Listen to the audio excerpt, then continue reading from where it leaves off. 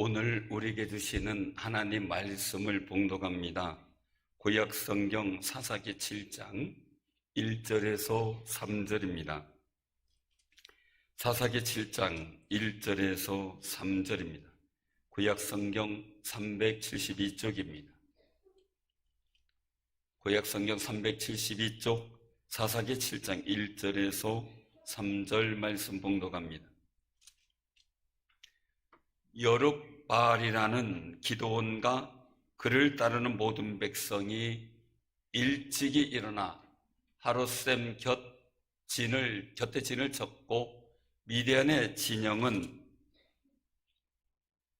그들의 북쪽이요 모래산 앞 골짜기에 있었더라.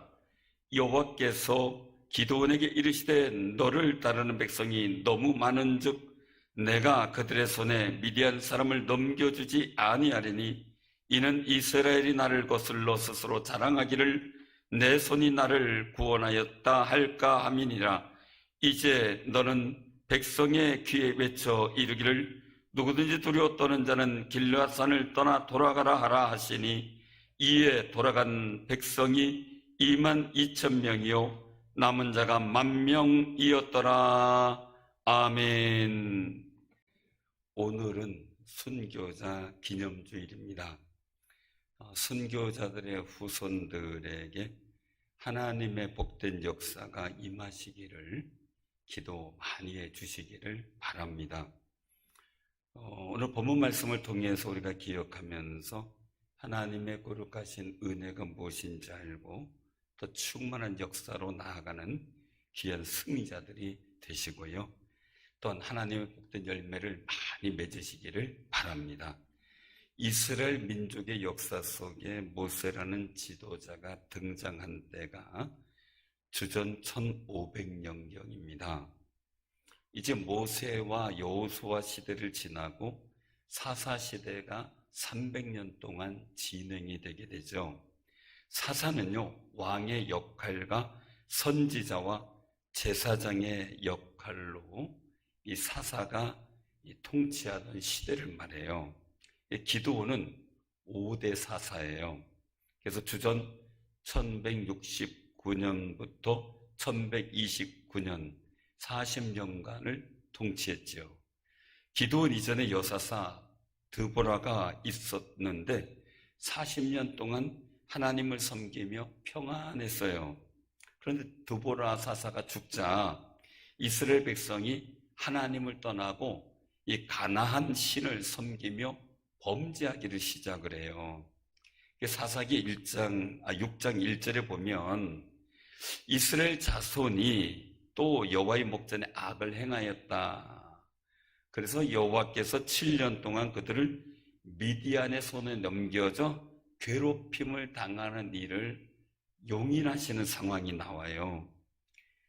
또한 본문 6장 3절에서 5절에 보면 당시 상황이 나오는데 이스라엘이 파종되면 미디안과 아말렉과 동방 사람들이 치러 올라와요.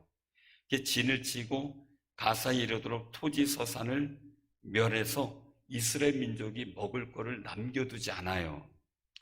그리고 양이나 소나 나귀도 남겨두지 않아요. 이들이 그들의 짐승과 장막을 가지고 올라와 메뚜기 때같이 들어왔다라고 할 정도로 그 사람들과 낙타에서가 무수할 정도로 그렇게 느껴질 정도로 많은 군대들이 쳐들어오는 거죠. 그때 그들의 목적은 뭐냐? 그들이 그 땅에 들어와 멸하려고 했다라는 거예요. 이스라엘 민족을 완전히 멸망시키려고 했다라는 거예요. 이런 정도로 미디안이 이스라엘 백성을 압제하니까 궁핍해져가지고 그것 때문에 하나님께 부르짖기 시작하는 거예요.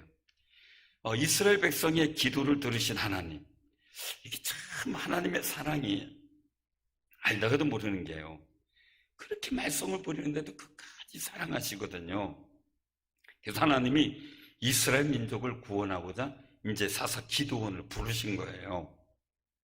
부르심을 받은 사사가 된 기드온은 군사를 불러 모으죠. 그런데 군사를 까짓껏 모았는데 32,000명이에요. 그런데 적군은 보니까 얼마냐? 무려 13만 5천 명이에요. 그러면 3만 2천 대 13만 5천 명이 뭐 숫자로 보나 무기로 보나 비교가 안 되지요. 그런데 하나님께서는 기드온에게 말씀하셔요. 너를 따르는 백성이 너무 많다라는 거예요. 그런 이유로 하나님께서는 기드온 군사의 손에 미디안 사람을 넘겨주지 않겠다. 즉 전쟁에서 이기도록 돕지 않겠다 이거예요. 아니 이게 참 말이 되는가라는 거예요. 군사적 열세 상황에서 말이죠. 회계망측한 계산법이죠. 미디안은 13만 5천 명인데 기드온은 그 함께한 군사가 3만 2천 명이고요. 이거 잘못 계산해도 한참 잘못 계산한 거죠. 이 숫자가 많다니 더하기 빼기도 못하시는 분인가요, 하나님이? 하나님 다시 한번 생각해 보세요 하고 항변할 수 있어요. 그런데 하나님께서 분명한 이유를 말씀하셔요. 이스라엘 백성이 나를 거슬러 스스로 자랑하기를 내 손이 나를 구원하였다 할까 함이니라 라는 거예요. 착각해서 내가 전쟁에서 이겼어 이럴까 봐 하나님께서 이 일들을 막기 위해서 군사수를 줄이라는 거예요. 제일 먼저 돌려보내는 사람의 이 기준을 두는데 그 기준이 뭡니까? 누구든지 두려워 떠는 자는 길르앗산을 떠나 돌아가라 이거예요. 한마디로 겁먹은 사람, 겁쟁이는 돌아가라 이 말이에요. 세상에 그 말 한마디예요. 확 돌아간 사람들이 2만 2천 명이에요. 3분의 2가 넘어요. 아마 허탈했을 거예요. 깜짝 놀랐을 거예요. 돌아가라 그러면 그냥 몇 명 돌아가고 말겠지 그랬는데 2만 2천 명이 돌아가고 10,000명이 남으니요. 사랑하는 성도님들, 하나님은 겁쟁이를 통해서 역사하지 않으시겠다는 뜻을 보이신 거예요. 그러니까 그 2만 2천 명이 계속 겁먹고 안 된다 된다 얘기를 하면 군사의 사기가 떨어지겠죠. 근데 이제 10,000명 남았어요. 그럼 이 정도라도 유지해 줘야죠. 그런데 아직도 많다는 거예요. 아니 상대할 나라 군사는 13만 5천 명이 그냥 그 두 눈을 시퍼렇게 뜨고 있는데 이스라엘 백성 10,000명도 많다고 하니 말이 됩니까? 그러면서 이제 마실 물이 있는 곳으로 물가에 내려가서 물을 먹게 하는데 3가지 부류로 나눠져요. 개처럼 입을 대고 헐떡헐떡 먹는 분, 먹는 사람이죠. 먹는 사람. 또 무릎을 꿇고 그냥 얼굴을 파묻듯이 그냥 막 벌컥벌컥 마시는 사람. 그리고 손으로 움켜잡아서 그 혀에 그 손에 있는 물을 혀로 핥아 먹는 사람. 이 수가 나눠져요. 그런데 대부분 무릎을 꿇고 마시든지 개처럼 그냥 혀를 대가지고 물에다 대고 핥떡거리고 마시든지 그런 사람들이 대부분이었던 거죠. 그 사람들은 돌아가라. 그리고 남아있는 사람이 300명이에요. 그런데 하나님은요, 이 3만 2천 명의 군사도 모지른 상황에서 300명의 사람을 구원의 소수로 삼아 전쟁에서 승리하게 하셔요. 이들의 승리로 인해 이스라엘 민족은 전체가 다 혜택을 받게 되는 거죠. 왜? 미디안 사람들이 괴롭힘을 안 당해도 돼요. 사랑하는 성도님들, 교회도 마찬가지예요. 구원의 소수로 하나님이 역사하시고요, 온 교우가 혜택을 입어요. 하나님의 역사 가운데 말이에요. 오늘 본문 18절 이후에 보면 하나님의 계획에 의하여 기드온이 나팔을 불어요. 구원의 소수로 전쟁을 승리하게 하고 살 길이 열리고 유쾌한 일이 벌어지게 돼요. 사랑하는 성도님들, 우리도 하나님의 구원의 소수에 들어가는 거룩한 신앙의 삶이 되시길 바랍니다. 우리가 삶의 현장에서 믿음의 나팔을 불고요, 살 길이 열리고요, 유쾌한 일들이 우리 사랑하는 성도님들에게 많이 생겨나기를 주님의 이름으로 축원합니다. 구원의 소수가 되려면요, 두려워하지 않는 사람이 돼야 돼요. 세상에서 보고 당하는 어려움, 또 앞날에 예상되는 힘든 일이 있을 때 두려움이 안 생길 수가 없어요. 걱정도 생기고 낙심도 생기죠. 그러나 그 두려움을 이기고 두려워하지 않는 담력으로 바꾸는 건 내 책임이에요. 사랑하는 성도님들, 두려움을 이기시고 주님이 주시는 평안으로 가득 채우는 승리자들이 되시길 바랍니다. 이런 일들 속에 이 두려움을 이기려면요, 첫째는 앞을 바라보며 살아갈 때 두려움을 이길 수 있다는 거예요. 앞만 바라보면서. 우리가 잘 기억하는 성경의 일화 속에서 이 롯의 아내가 나오죠. 롯의 아내가 소금 기둥이 되었다라는 거예요. 창세기 19장에 보면 소돔과 고모라 성이 멸망하게 될 때 하나님의 사자가 소돔과 고모라 성에 들어가 롯의 가족을 만나죠. 그래서 롯의 가족을 이끌어낸 후에 이야기를 합니다. 도망하여 생명을 보존하라. 돌아보거나 들에 머물지 말고 산으로 도망하여 멸망함을 면하라 라고 말해요. 그런데 이제 지정한 곳, 그것을 앞만 바라보고 쭉 가야 되는데 롯의 아내가 소돔과 고모라 성이 막 부서지고 무너지고 망가지는 소리가 들리고 느낌이 생기자마자 확 돌아보게 됩니다. 그래서 말씀하고 있어요. 창세기 19장 26절에 롯의 아내는 뒤를 돌아보았으므로 소금 기둥이 되었더라. 사랑하는 성도님들, 돌아보지 말고 앞만 보고 갔으면 문제가 없었지요. 신앙생활하는 우리는 현실을 바라보면서 천국을 볼 수 있어야 돼요. 죽음을 두려워하지 말고 부활의 소망을 바라보며 살아가는 귀한 삶이 되시길 바랍니다. 어려움과 고난 속에서도 하나님께서 베푸실 은혜를 기억하며 그 때를 바라보며 살아가는 삶이 되시길 바랍니다. 두려워하고 무서워하는 사람들은요, 적이 공격을 하면요 우왕좌왕하고 난리쳐서요 겁먹은 소리를 내려서 군사작전을 어렵게 만들어요. 군대 분위기를 망가뜨리고요 사기를 저하시킬 수밖에 없는 여건이 생기는 거죠. 그러면 싸워보지도 못하고 집니다. 하나님께서 그 전쟁에 개입하실 수 있는 이유가 없는 거죠. 승리하게 할 명분도 없고 승리해도 하나님께 영광이 되지도 않을 뿐더러 영광 돌릴 사람들도 아니라는 거예요. 민수기 11장에 보면 이스라엘 민족이 광야에서 가나안 땅을 향해 가다가 애굽에서 살던 시절에 생각을 하게 될 때가 됐어요. 이스라엘 백성 중에 섞여 사는 다른 인종 사람들이 그들이 푸념하면서 뒤를 돌아보는 소리를 하는데, 우리가 애굽에 있을 때는 값없이 생선과 오이와 참외와 부추와 파와 마늘을 먹은 것이 생각난다라는 얘기를 해요. 그 바람에 온 이스라엘 민족의 마음이 낙심이 돼가지고요 원망이 되고요 누가 우리에게 고기를 주어 먹게 하랴 하고 탄식하고 모세를 향해 원망을 해요. 당시에는 식량이 뭐였어요? 갓씨 같고 진주 모양 같은 만나가 매일매일 아침마다 내려주셨어요. 그것을 거두어서 맷돌에 갈기도 하고 절구에 찢기도 하고 가마에 삶기도 해서 과자를 만들었는데 그 맛이 그것만 갈아서 만들었는데 불구하고 기름 섞은 맛있는 과자가 되었어요. 그런데도 버리고 떠나온 노예되었던 그 애굽을 바라보며 원망하고 불평하는 거예요. 가나안 땅만 바라봤으면 그런 일이 없었겠죠.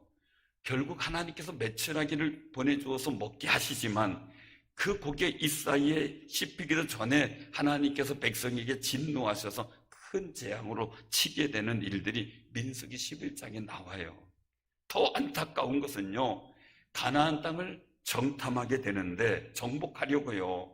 가나안 땅을 정복하려고 정탐을 했는데 그 정탐한 사람들이 와서 보고를 하는데 가나안 땅만 바라보면 되는데 애굽 땅을 생각하고 또 두려운 마음으로 백성들을 선동하게 됩니다. 그러니까 애굽으로 돌아가자 그러면서 또 하나님과 모세를 원망하게 돼요. 또 다시 뒤를 돌아본 거죠.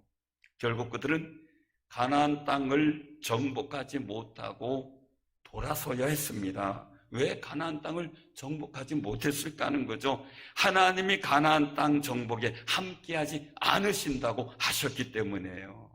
뒤를 돌아보며 생각하는 것은 앞날에 당한 현실에 대한 두려움이 생기게 만들어요. 세상에 두려운 마음을 가지고 자꾸 옛날을 돌아보며 현실을 원망하고 불평하는 사람들과는 하나님이 함께하지 않을 수도 있다는 사실을 우리가 기억을 해야 돼요. 성경을 통해서 말이죠. 현실적 환경이나 문제 속에서 앞만 보고 가기 위해서는 성령님의 도우심을 구하는 귀한 삶이 되시기를 바랍니다. 성령께서 도와주셔야 돼요. 요한복음 16장 13절에 보면 그렇게 말씀하셔요. 진리의 성령이 오시면 그가 너희를 모든 진리 가운데로 인도하시리니 그가 스스로 말하지 않고 오직 들은 것을 말하며 장래 일을 너희에게 알리시리라 하는 거예요. 우리 하나님의 말씀과 성령님께서 보여주시는 장래 일이 마음에 그려지고 소망이 되고 믿어지는 아름다운 마음으로 살아가는 귀한 삶이 되시길 바랍니다. 그 소망을 바라보는 거예요. 그러면 하나님께서 예수님을 통해서 우리에게 이루실 하나님의 영광을 볼 수 있는 영적 눈이 열려지고요. 마음에 깊은 기대감과 소망이 생겨요. 그때 하나님께서는 사랑하는 성도님들과 함께 하셔서 여러분들을 통하여 세상의 두려움을 이기게 하시고 주의 영광을 나타내는 귀한 구원의 소수로 사용할 줄로 믿으시기를 바랍니다. 두 번째는요, 목적 의식이 분명할 때 두려움을 이기게 돼요. 물가에 가서 겨울에 잎을 대고 물을 먹는 행위나 무릎을 꿇는 행위는 둘 다 적에게 약점을 노출하는 행위가 돼요.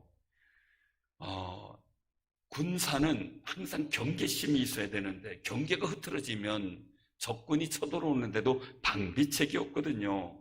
무엇보다도 자신의 먹고 마시는 생리적 현상이 생길 때 어떤 의식을 갖고 행동하느냐가 중요하다는 거죠. 적의 공세에도 굴하지 않고 항상 경계를 늦추지 말아야 하는데 마실 물이 생겼다고 경계가 흐트러지면 그 군사작전은 질 수밖에 없지요. 정말 군사로서 경계 자세를 흐트러뜨리지 않고요, 마음의 긴장감을 갖고요, 손으로 움켜 먹으면서 어떤 경우라도 내 군사로서 부름받은 경계 자세를 흐트러뜨리지 않겠다는 결단과 목적 의식이 분명한 사람을 하나님은 택했다는 거죠.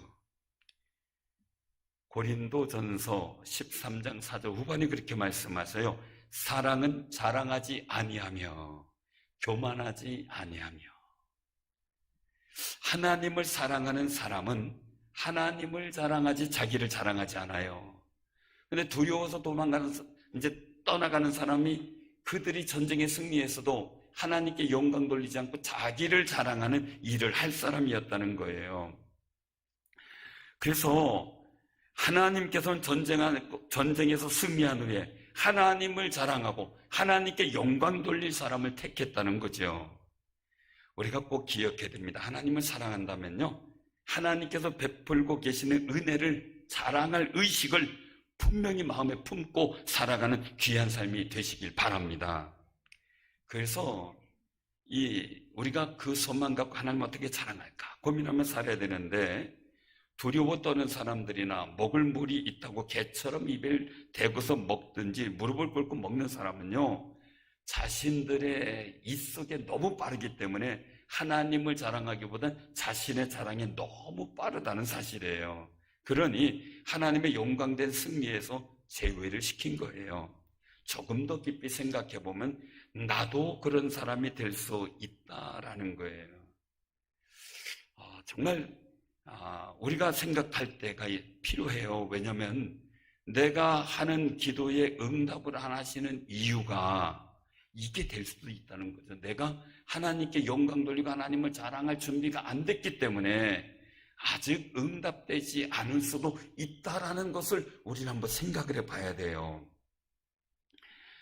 이런 점을 해결해 나가야 되겠죠. 그래서 나를 부르신 하나님의 목적을 이루어드리는 믿음의 마음을 잘 준비하는 귀한 삶이 되시기를 바랍니다. 마스크를 써서 불편하잖아요. 그래도 하나님 은혜를 자랑하세요. 예수님 부활을 자랑하세요. 교회도 자랑하시고요. 담임 목사도 자랑하고요, 장로님들 자랑하시고요, 안수집사님, 권사님들, 집사님들 자랑하시고요, 교인들을 자랑하세요. 뭐든지 하여간 자랑할 거리에도 잡으세요. 그냥 다른 거 없으면 아이고 파마 잘했네 이렇게 하세요. 한 가지라도 있잖아요. 사랑하는 성도님들, 성경 이사야 43장 7절에 보면요, 그렇게 말씀하시는데, 내 이름으로 불려지는 모든 자 곧 내가 내 영광을 위하여 창조한 자를 오게 하라. 그를 내가 지었고 그를 내가 만들었느니라. 어떻게 해요? 곧 내가 내 영광을 위하여 창조한 자, 이거예요. 우리가 하나님의 영광을 위해서 창조됐다는 거예요. 하나님께 최고의 영광이 되는 순간은 예배예요. 이 예배 시간에. 그래서 우리가 어떤 힘든 경우가 있더라도 이 예배를 지켜야 될 이유가 바로 하나님께 최고의 영광을 올려드리는 순간이기 때문에 그렇습니다. 하나님은 우리를 택하시고 부르셔서 우리의 죄를 예수님께서 흘리신 십자가의 보혈로 깨끗이 씻어주셨어요. 그 이유는 우리가 천국 가는 자격을 얻게 하는 것도 있습니다. 그러나 더 중요한 것은 먼저 이 땅에서 우리가 하나님 앞에 예배를 드릴 의로운 사람으로 불러주시기 위해서, 세우시기 위해서 우리를 예수 그리스도의 보혈로 깨끗게 죄사함을 얻게 하신 겁니다. 사랑하는 성도님들, 우리가 십자가의 보혈로 몸이 깨끗하게 모든 죄에서 씻겨졌듯이 우리도 모든 방역에 최선을 다해 예배전 후 하면서 항상 정말 정제된 알코올을 뿌리면서 우리 인체에 해가 없도록 뿌리면서 말이에요, 모든 바이러스나 세균들이 다 죽어서 없어지도록 만들고 있어요. 그러면서 하나님께서 우리를 부르신 목적에 최선을 다해 부응하는 거죠. 또한 이사야 43장 21절에 보면은 이 백성은 내가 나를 위하여 지었나니 나를 찬송하게 하려 함이라 말씀하셔요. 우리의 찬송을 받으시길 원하시는 분이에요. 우리가 예수님의 죽으심과 부활로 하나님의 자녀가 된 것은 우리의 아버지신 하나님을 찬양하기 위함이라는 거예요. 그러니까 마스크 쓰고도 열심히 찬양해야 돼요. 마스크 써도 전에보다도 크게 들려지도록 찬양할 수 있어야 되겠죠. 그런데 이스라엘 백성은요, 하나님을 섭섭하게 했어요. 이사야 43장 22절에 보면, 그러나 야곱아, 너는 나를 부르지 아니하였고 이스라엘아, 너는 나를 괴롭게 여겼다. 하나님께 기도도 안 하고요. 하나님께 예배 드리는 것도 귀찮아고요. 그냥 그 예배 드리는 것을 부끄럽게도 생각하고 말이죠. 사랑하는 성도님들, 우리는 찬양과 기도로 하나님을 열심히 불러야 돼요. 세상은 예배 드리는 것을 귀찮게 여기고 부끄럽게 생각하게 만들지만 우리는 하나님을 괴롭게 하는 사람이 아니라 하나님을 기쁘게 하는 사람으로서 하나님께 예배하며 하나님을 기쁘게 하는 아름다운 삶의 방향으로 나아가는 귀한 승리자 되기를 바랍니다. 우리가 하나님을 찬양하고 자랑하고 기쁨으로 예배를 드리는 것, 하나님께 영광 돌리고 하나님을 높여드리는 거죠.